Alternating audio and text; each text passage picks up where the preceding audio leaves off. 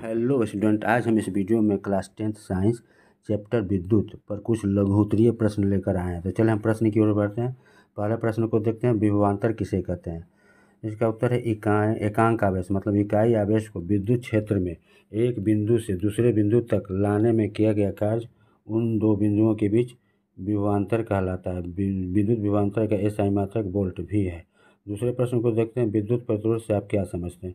इसका उत्तर है, प्रतिरोध किसी चालक का वह गुण है जिससे वह अपने में प्रवाहित होने वाले आवेश के प्रवाह का विरोध करता है। प्रतिरोध का मात्रक ओम है, इसे ग्रीक शब्द ओमेगा से निरूपित करते हैं। तीसरे प्रश्न को देखते हैं, किसी तार का प्रतिरोध किन बातों पर निर्भर करता है। इसका उत्तर है, किसी तार का प्रतिरोध निर्भर करता है। पहला है तार की लंबाई पर, जितनी अधिक तार की लंबाई होगी उतने ही अधिक तार का प्रतिरोध होगा।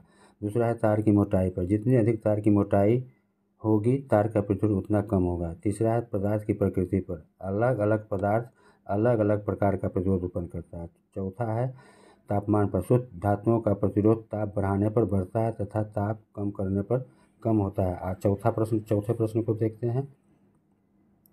चौथा प्रश्न है, विद्युत शक्ति से आप क्या समझते हैं। इसका उत्तर है, किसी विद्युत परिपथ में उपयोग की गई विद्युत ऊर्जा की दर को विद्युत शक्ति कहते हैं। इसे P से व्यक्त करते हैं। P बराबर होता है V गुने I, मतलब हो गया वोल्ट गुने धारा। विद्युत शक्ति का SI मात्रक W वाट है। आगे बढ़ते हैं, पांचवें प्रश्न को देखते हैं, विद्युत बल्ब का तंतु टंगस्टन का क्यों बना होता है। इसका उत्तर है, विद्युत बल्ब का तंतु टंगस्टन का बना होता है क्योंकि यह उच्च ताप पर उपचारित नहीं होता है। दूसरा, इसका गलनांक कम होता है। छठा प्रश्न को देखते हैं, एक विद्युत परिपथ में मुख्य रूप से प्रतिरोधों को कितने प्रकार से जोड़ा जाता है। इसका उत्तर है, एक विद्युत परिपथ में प्रतिरोधों को दो तरीके से जोड़ा जा सकता है। पहला श्रेणी क्रम संयोजन, दो या अधिक प्रतिरोधकों को एक के बाद एक जोड़कर यह संयोजन तैयार किया जाता है। दूसरा है समानांतर संयोजन, दो या दो से अधिक प्रतिरोधकों को उन्हीं दो बिंदुओं के बीच जोड़ा जाता है। अगले प्रश्न को देखते हैं, सातवें प्रश्न को, श्रेणी क्रम संयोजन की तुलना में पार्श्व क्रम संयोजन से क्या लाभ है।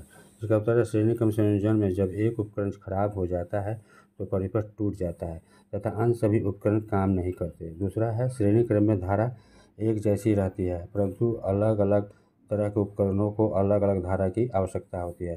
तीसरा है, पार्श्व क्रम संयोजन में प्रतिरोध कम होता है। आठवें प्रश्न को देखते हैं,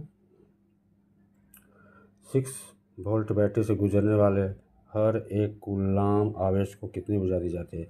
आवेश बराबर होता है, आवेश है कितना 1 कूलम। विभवांतर V बराबर है 6 वोल्ट। प्रत्येक आवेश को दी गई ऊर्जा बराबर होगा किया गया कार्य W। तो क्या होगा, कूलम गुने विभवांतर बराबर कितना है, विभवांतर है 6V, कूलम है 1C, बराबर होगा 6J। ऊर्जा की इकाई जूल होता है इसलिए 6J हो गया। नौवें प्रश्न को देखते हैं, नौवें प्रश्न को देखते हैं, समान पदार्थ के दो तारों में यदि एक पतला तार तथा दूसरा मोटा हो तो इनमें से किसी में विद्युत धारा आसानी से प्रवाहित होगी जबकि उन्हें समान विद्युत स्रोत से संयोजित किया जाता है। इसका उत्तर है, हम जानते हैं कि किसी चालक तार का प्रतिरोध उसके अनुप्रस्थ काट के क्षेत्रफल के व्युत्क्रमानुपाती होता है, अर्थात R व्युत्क्रमानुपाती हो गया 1/A। अतः मोटे तार से विद्युत धारा आसानी से प्रवाहित होगी क्योंकि मोटे तार के अनुप्रस्थ काट का क्षेत्रफल अधिक होता है। 10वें प्रश्न को देखते हैं, विद्युत टोस्टरों तथा विद्युत इस्त्रियों के तापन अपव्यय शुद्ध धातु के न बनाकर किसी मिश्र धातु या मिश्र धातु के क्यों बनाए जाते हैं। इसका उत्तर है, विद्युत टोस्टरों तथा विद्युत इस्त्रियों के तापन अपव्यय शुद्ध पदार्थों के न बनाकर किसी मिश्र धातु या मिश्र धातु के इसलिए बनाए जाते हैं क्योंकि पहला, मिश्र धातुओं की प्रतिरोधकता शुद्ध धातुओं की अपेक्षा अधिक होती है। दूसरा, मिश्र धातुओं का दहन उच्च ताप पर शीघ्र नहीं होता।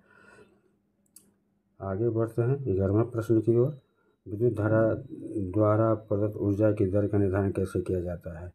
इसका उत्तर है, किसी विद्युत धारा द्वारा प्रदत्त ऊर्जा की दर विद्युत शक्ति के द्वारा निर्धारित की जाती है। विद्युत शक्ति P बराबर हो गया उपयोग की गई विद्युत ऊर्जा बटे समय। आगे बढ़ते हैं, 12वें प्रश्न को देखते हैं। 12वें प्रश्न को देखते हैं, 12वां प्रश्न, किसी बंद परिपथ में चालक के सिरों के बीच उत्पन्न विभवांतर 5 वोल्ट जबकि परिपथ में प्रवाहित धारा 0.2 एम्पीयर है, तो चालक का प्रतिरोध क्या होगा। दिया हुआ है V बराबर 5 वोल्ट, I बराबर है 0.2 है, ज्ञात करना है R बराबर 8। R बराबर होता है V/R, V/I बराबर हो गया, V दिया हुआ 5/0.2 बराबर हो जाएगा 0, जब हट जाएगा नीचे तो ऊपर 50 हो जाएगा, 50 को 2 से काटेंगे तो 25 हो जाएगा, तो 25 ओम हो गया इसका आंसर। 13वें प्रश्न को देखते हैं। सिद्ध करें कि 1 किलोवाट घंटा कितने जूल के बराबर होता है। इसका उत्तर होगा 1 किलोवाट घंटा। तो किलोवाट घंटा को वाट में बदलेंगे तो 1 गुने 1000 से गुना कर देंगे, गुना घंटा को सेकंड में बदलेंगे 3600 से गुना कर देंगे, 3600 सेकंड हो गया बराबर, इसको लिख सकते 3.6 10⁻6 जूल। यही आपका आंसर हो गया। आगे आज के लिए बस इतना ही, फिर अगले वीडियो में मिलेंगे।